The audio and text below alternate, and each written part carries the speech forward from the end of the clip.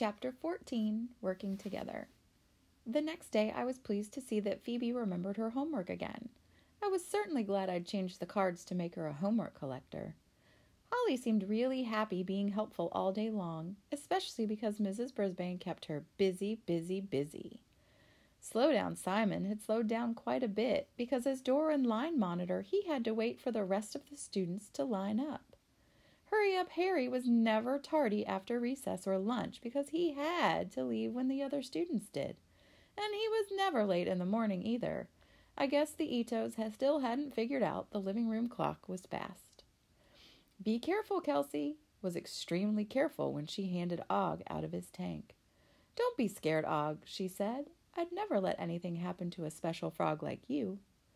Just Joey tidied up my cage again, even though I didn't really need it. When Mrs. Brisbane came to check on him, she told him he'd done such a good job she'd let him train all future animal handlers. Joey was overjoyed. "Did you hear that, Humphrey?" he asked me later. "I'm a trainer now, not just a handler. Mrs. Brisbane really trusts me." I could see Joey's job was doing him a lot of good. In fact, all of Brisbane's buddies seemed happy with their jobs, except two of them. Tall Paul and Small Paul had worked together to clear the bulletin board, but they still hadn't put anything up there. Mrs. Brisbane had taken out boxes full of art supplies and paper, maps and posters, but they just couldn't seem to agree on what to put up. Small Paul wanted to make them about autumn. Tall Paul wanted to make the theme about animals. Then Small Paul wanted the bulletin board to be about airplanes, and Tall Paul wanted it to be about cars. "How about airplanes and cars?" "Transportation," Mrs. Brisbane suggested. The Pauls didn't think those went together. I thought that the two Pauls didn't go together. I had obviously made an unsqueakably bad mistake when I decided to pair them up. "Mrs. Brisbane, I don't think Paul G. and I make very good Brisbane's buddies," Small Paul told Mrs. Brisbane after lunch on Tuesday. "Maybe you should switch us with somebody else." "You have to learn to work with people who aren't like you," the teacher explained. "You'll have to do it many times in your life." Small Paul looked miserable. "He won't even try." "And what about you? Are you trying?" Mrs. Brisbane asked. Small Paul didn't answer. "You can do it, Paul," I squeaked from my cage. Og tried to be encouraging too. "Boing, boing," he twanged. Mrs. Brisbane looked over at us. "Look at those two. Can you think of two animals who are less alike than Og and Humphrey?" "That's right. He's an amphibian and I'm a mammal," I agreed. "And yet they share that table and actually seem to enjoy each other's company," Mrs. Brisbane continued. "He's cold-blooded and I'm warm-blooded," I added. "So I think two boys who are the same age and in the same class and both like things like planes and cars can learn to work together, don't you?" Mrs. Brisbane certainly made sense to me. "I guess," Paul said. He didn't sound convinced, though. "So give it another try," Mrs. Brisbane told him, "for Humphrey and Og, okay?" I crossed my toes and hoped they'd try. They did have a chance to work together later in the day, but they didn't talk at all. They just stared down at the boxes of art supplies.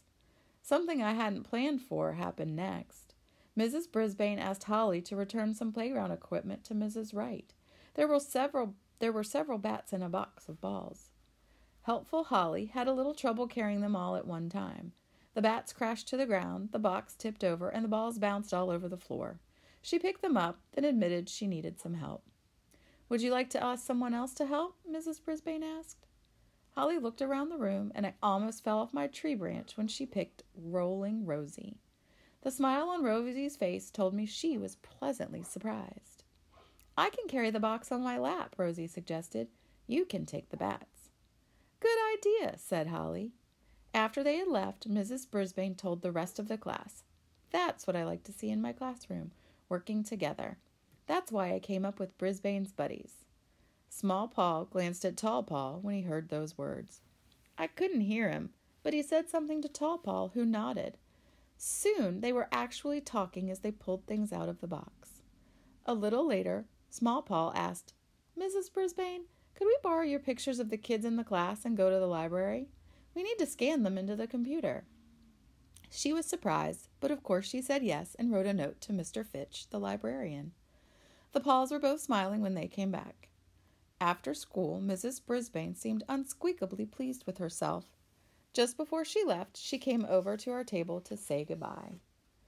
"Brisbane's buddies seems to be working out," she said, "even though I'm still not sure how those cards got switched around." "Did Aldo do it?" she laughed.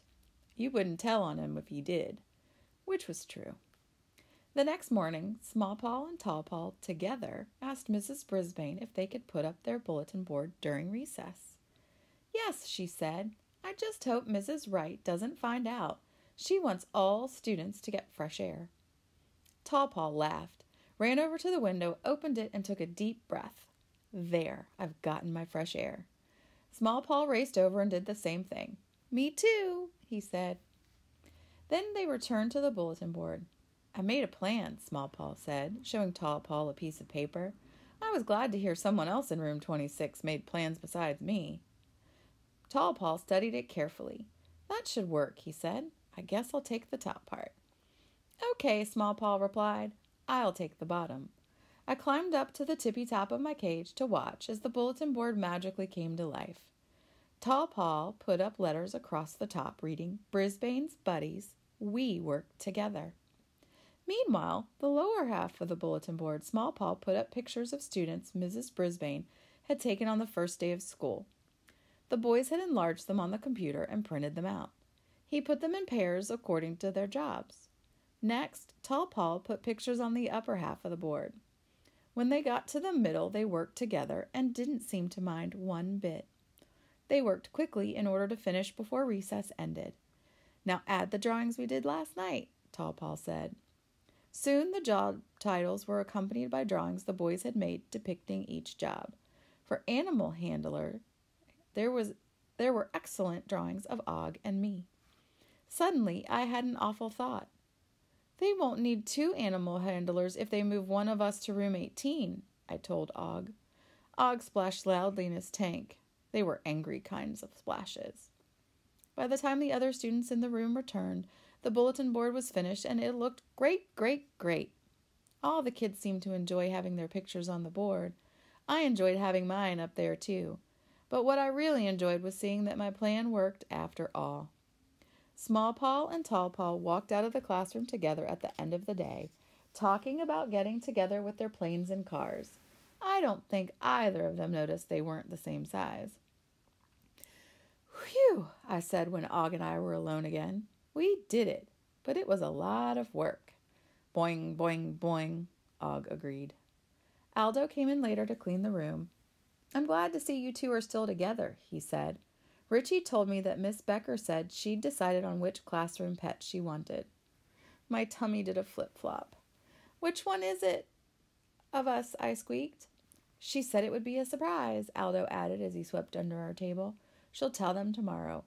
"Oh, and she said Mrs. Mack helped her make up her mind." My tummy did a somersault. Miss Mack loved, loved, loved me. So of course she told Miss Becker to pick me. I still missed my old friends from last year. So why did I feel sad about leaving room 26?